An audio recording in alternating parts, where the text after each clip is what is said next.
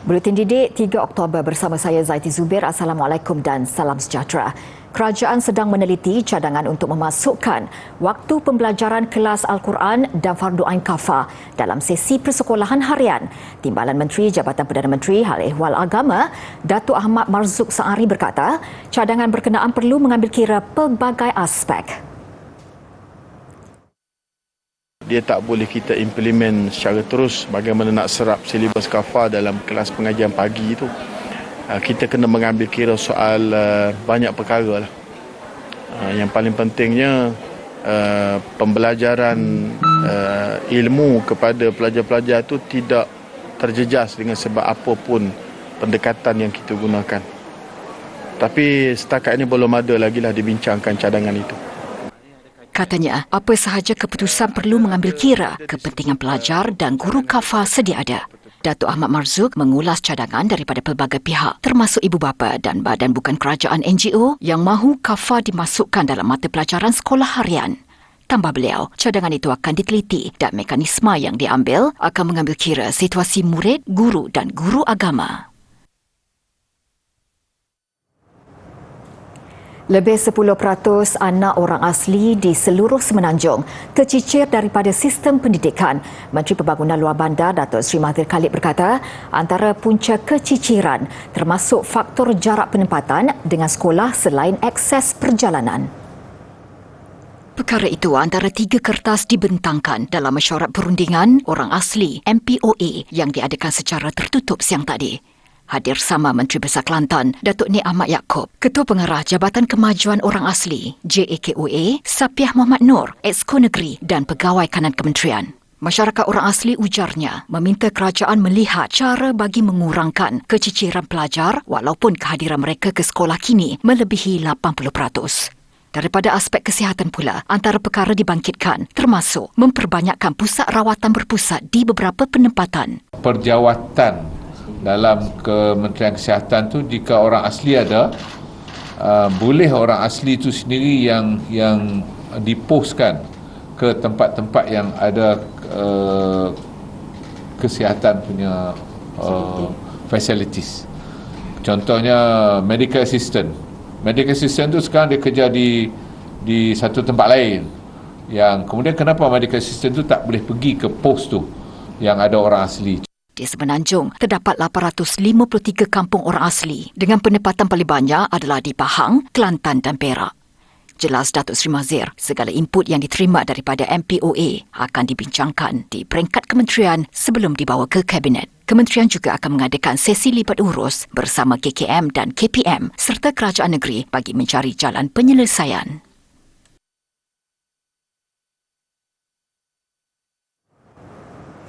Bukan sahaja di sekolah tetapi pembudayaan amalan membaca perlu diterapkan di segenap kawasan. Ia menjadi tanggungjawab semua dalam usaha menjadikan amalan membaca sebagai satu keutamaan dalam kalangan pelajar. Selari dengan usaha itu, Pejabat Pendidikan Daerah PPD Kota Star mahu program Nadi Ilmu Amalan Membaca NILAM diperkemaskan dan menarik minat keseluruhan pelajar menyertainya. Perolehan ilmu melalui pembacaan dapat melatih kefasihan berbicara serta menambah pengetahuan baharu. Selain menajamkan kesedaran sivik, sosial, sejarah maupun isu-isu terkini yang berbangkit. Kita sentiasa berusaha untuk menjadikan NILAM ini satu aktiviti yang berjaya di sekolah.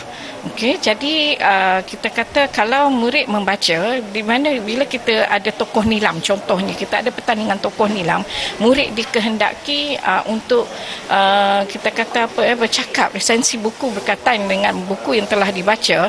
Jadi di situ kita dapat mendidik anak-anak kita supaya berani memberi pendapat. Dia ada keyakinan diri yang tinggi. Semuanya kerana mereka membaca. Beliau berkata demikian selepas perasmian Expo Jualan Buku peringkat daerah Kota Star di SMK Bukit Payung, Pokok Sena, Kedah. Expo julung kali diadakan di sekolah itu berlangsung selama 3 hari sehingga Selasa.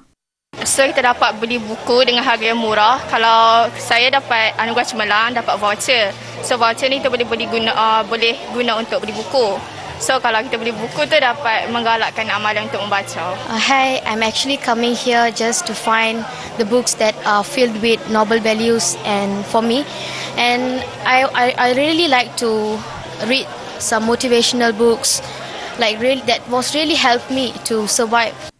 Dalam majlis sama, turut berlangsung pertandingan resensi buku bagi sekolah rendah dan menengah yang disertai 20 buah sekolah.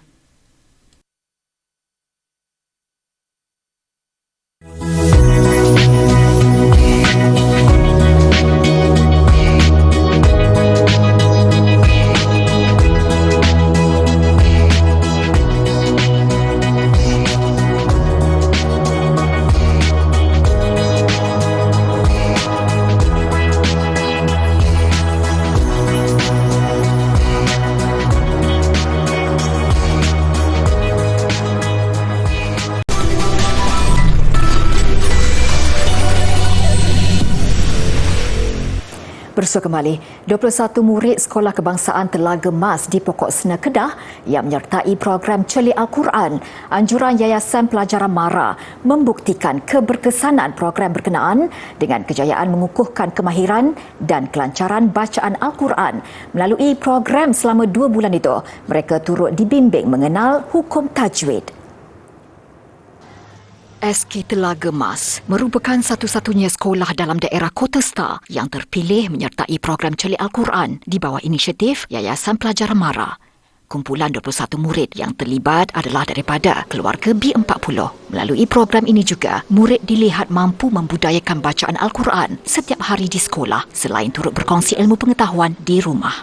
Sejak belajar hukum tajwid ni, balik lalu ajak mak, ajak keluarga-keluarga je. Boleh membaca tajwid yang betul. Sejak saya belajar ni, saya nak pembacaan saya semakin betul lah. Hukum tajwid pun saya dah tahu banyak juga lah. Pegawai Pendidikan Daerah Kota Star, Ishak Zulkifli berkata, menjadi harapan PPD agar setiap murid dapat memantapkan bacaan Al-Quran sebelum langkah ke sekolah menengah, agar mereka sentiasa mencintai dan mengamalkan pembacaan Al-Quran secara harian. Justru ibu bapa dan masyarakat diseru memberi sokongan bagi memastikan kesinambungan generasi celik Al-Quran. Memang dari segi objektif kurikulum sekolah rendah KSSR memang mensasarkan semua anak-anak yang keluar daripada sekolah kebangsaan ini boleh membaca Al-Quran dengan yang baik, dengan baiklah. Dan sebab itulah kita di pihak sekolah pun memang guru-guru membimbing anak-anak ini secara individu. Kadang-kadang kalau anak-anak tak boleh baca pun mereka akan baca ikut guru, iaitu BIG itu.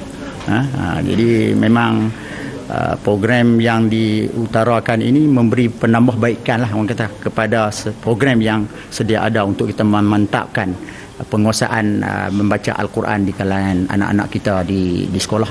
Siang tadi berlangsung majlis perasmian penutupan program Celik Al-Quran SK Telaga Mas bagi tahun 2022.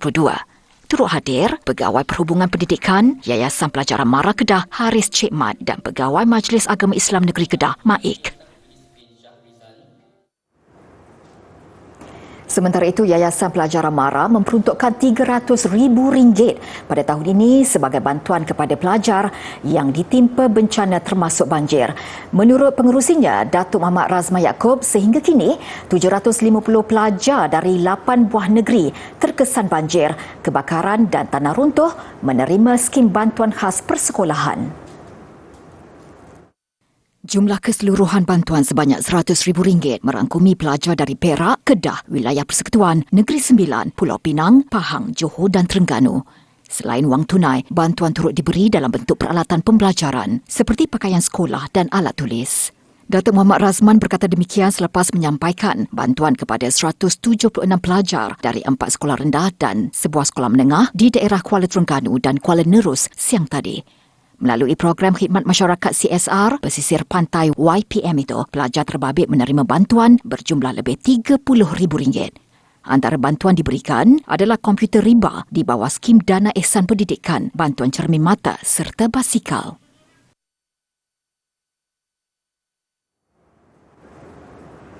Seorang warga emas terpaksa melupakan penderitaan penyakit kronik yang dialaminya demi menjaga 4 cucu dengan 3 daripada mereka menderita penyakit kanser, autism dan lembam di Bukit Rambai, Melaka. Meskipun menderita penyakit jantung dan kencing manis, Azizah Abdul Aziz, 67 tahun, tetap tabah menjaga 4 cucu kesayangannya itu. Cucunya Aish Zikri Abdul Rani, 7 tahun, mengidap kanser otak tahap 4. 3 lagi cucu di bawah jagaannya ialah Aish Alauddin, 8 tahun, yang mengidap autism dan Amy Amira, 20 tahun, yang mempunyai masalah pembelajaran atau lembam. Seorang lagi cucunya, Nur Khairini, 12 tahun, tidak mengalami sebarang penyakit dan kini bersekolah di tahun 6 di Sekolah Kebangsaan Bukit Rambai. Azizah menggalas tugas itu selepas anak sulungnya, Kamalia Khamis, 36 tahun, meninggal dunia akibat penyakit kanser hati dan usus pada 25 Ogos lalu. Sejak itu, tanggungjawab menjaga semua cucunya itu, termasuk menguruskan persekolahan mereka, terpikul di bahunya. Dengan pendapatan berniaga warung RM50 sehari, dia mengakui menghadapi keperitan untuk menguruskan perbelanjaan mereka seharian. Namun dia bersyukur kerana cucu sulungnya, Amy Amira, diterima bekerja di sebuah kilang berdekatan yang diharap mampu meringankan sedikit bebannya. Bini mak dia tak ada, terpaksa tanggungjawab masih yang ambil lah. Fikir jaga oleh anak-anak semua. Tapi yang besar tak apalah, dia dah bawa kerja dah 2 minggu ni start. Masih ada dalam niaga sikit kat depan tu, jual nasi ayam. Menanggung budak-budak ni kan, nak bayar api air rumah ni siapa ke. Tapi anak-anak pun nak ada tanggung sikit lah, kasih duit sikit belanja abang-abang pesalara dia. Tentulah. Masih tak buat jana kesian kan, anak cucu mana buang. Kita terpaksa ambil lah, mak pula tak ada.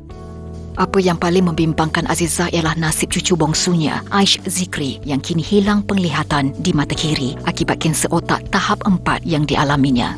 Aish Zikri yang bersekolah di tahun 1 di SK Bukit Rambai terpaksa berulang-alik dari Melaka ke Hospital Kuala Lumpur untuk rawatan setiap 2 bulan sekali. Penderitaan Azizah mendapat perhatian Pertubuhan Sukarelawan Bencana Melaka (PSBM) yang tampil mengulurkan bantuan di kediamannya. Saya akan cuba untuk dapatkan detail-detail keluarga Puan Azizah ni untuk saya terus berhubung dengan Jabatan Kebajikan Masyarakat Melaka untuk mereka membantu daripada segi apa pun yang boleh supaya dapat meringankan beban Puan Azizah ni. Sebab dia banyak menjaga cucu-cucu yang memang boleh dikatakan 3 orang daripada 4 mengidapi penyakit yang serius.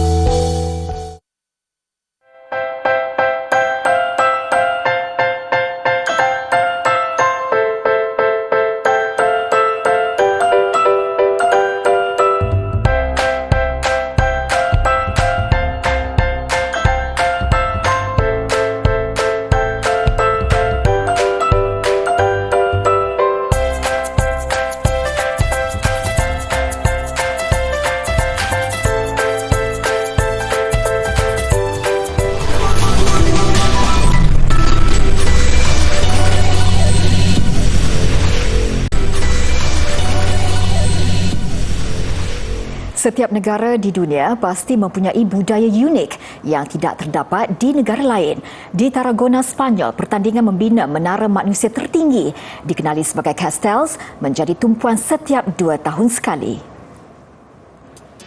Lebih 11,000 penonton memenuhi lokasi pertandingan bagi menyaksikan pertandingan Menara Manusia yang menjadi tradisi Katalan itu.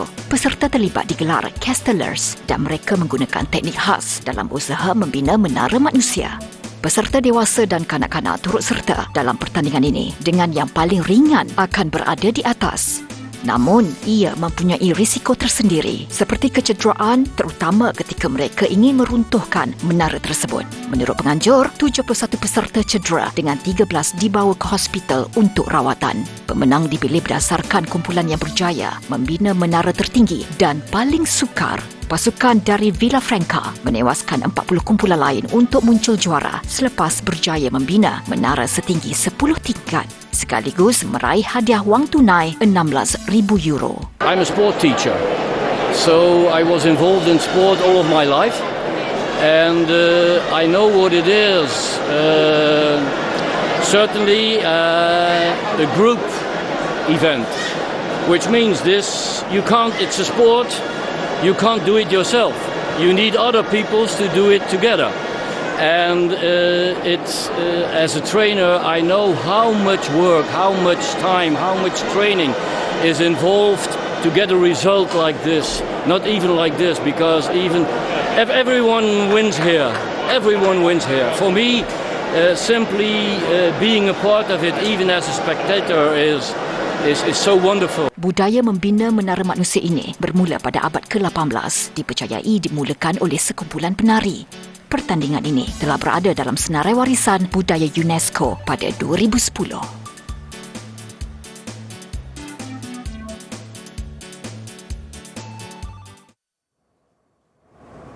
Bukan mudah untuk naik kapal terbang jika anda individu tertinggi di dunia. Itu yang berlaku baru-baru ini ketika Rumeysa Gelgi, 25 tahun, menaiki pesawat dari negara kelahirannya, Turki, untuk ke Amerika Syarikat.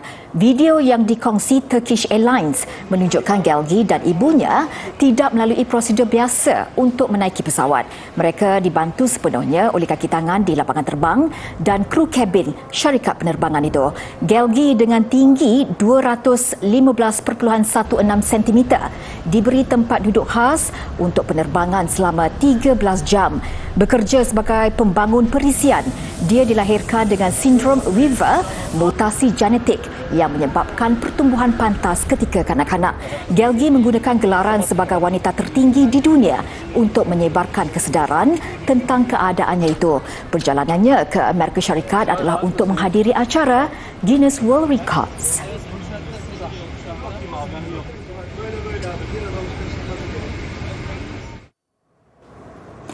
Pemanjat bebas yang digelar Spiderman Perancis, Alan Robert, memanjat salah satu bangunan pencakar langit di Barcelona, Spanyol, dan buat pertama kali Alan Robert memanjat bersama anak lelakinya.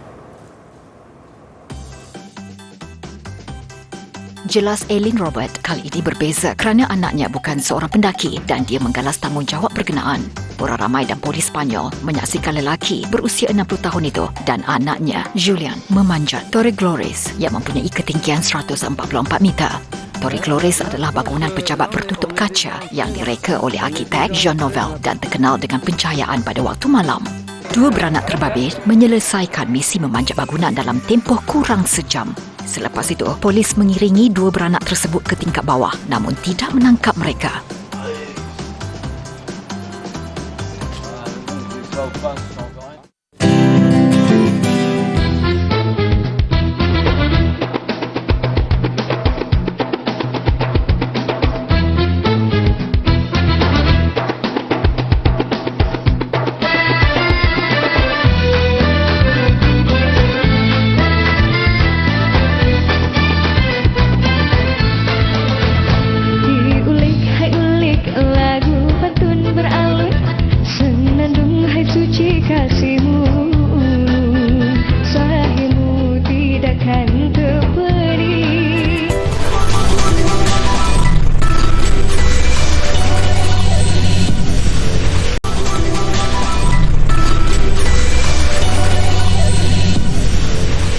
Laporan sukan, insiden yang berlaku di Malang, Jawa Timur, Indonesia tidak menghalang Konfederasi Bola Sepak Asia AFC meneruskan saingan kelayakan Piala Asia B17 yang diadakan di Bogor. Namun sebagai langkah keselamatan dan berjaga-jaga, AFC dan Persatuan Sepak Bola Seluruh Indonesia PSSI mengumumkan kesemua aksi kumpulan B di Stadium Pakansari Cibinong akan berlangsung tanpa penonton. Keputusan ini diambil hasil daripada kejadian yang berlaku yang kita rasa kita perlu memberi satu pandangan yang serius terhadap insiden yang itu dan kita harap tidak akan berulang lagi lah. Menerusi satu kenyataan di laman sosial, PSSI memaklumkan Bayaran balik akan dilakukan kepada penyokong-penyokong pasukan kumpulan B iaitu Indonesia, Malaysia, Emirat Arab Bersatu UAE, Palestin dan Guam yang sudah membeli tiket. Skuad bawah 16 kebangsaan kendalian Osmera Omaro bermula cemerlang di Bogor selepas membenam Palestin 4-0 pada aksi pembukaan Sabtu lepas. Mereka dijadual bertemu Guam, UAE dan Indonesia bermula 5 Oktober dalam stadium kosong.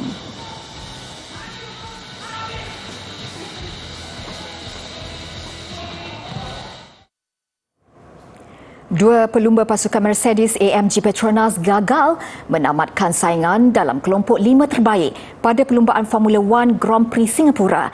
Juara dunia 7 kali Lewis Hamilton meraih tempat ke-9, manakala rakan sepasukannya George Russell di kedudukan ke-14. Perlumbaan dimenangi Sergio Perez dari pasukan Red Bull Racing. Berlangsung di litar jalanan Marina Bay, membabitkan 61 pusingan. Perlumbaan pusingan ke-17 itu bermula lewat susulan cuaca hujan.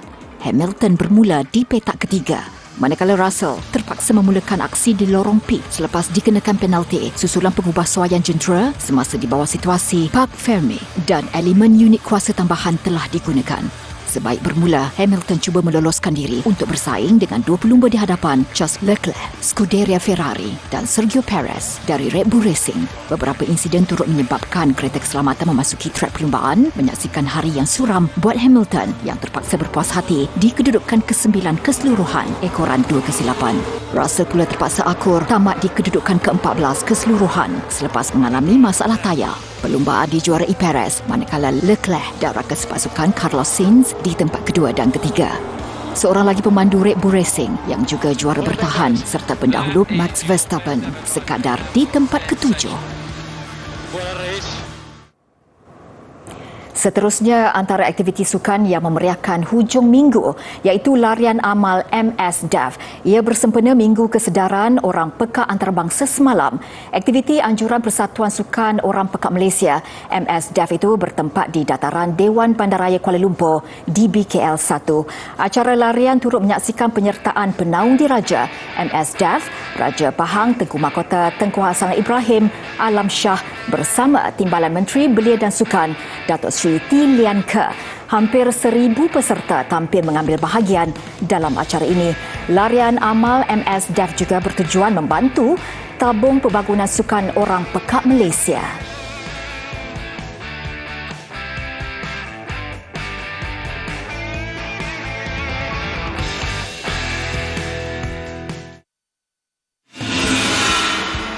Turut meriah ialah saingan lompat tali peringkat negeri dan kebangsaan yang diadakan di Stadium Taman Tasik Titiwangsa di Ibu Negara Sabtu lalu. Digerakkan secara rasmi dan aktif menerusi penubuhan Persekutuan Lompat Tali Malaysia MyJERF sejak 2003. Ia bukan sekadar sukan riadah tetapi juga mempunyai medan kompetitif. Antaranya menerusi kategori berirama dan prestasi tinggi yang dipertandingkan di pelbagai peringkat umur bagi lelaki, perempuan dan juga campuran. Ia memerlukan kecergasan dan kemahiran tersendiri peserta mengolah kreativiti lompatan secara individu mahupun berkumpulan untuk meraih keputusan terbaik.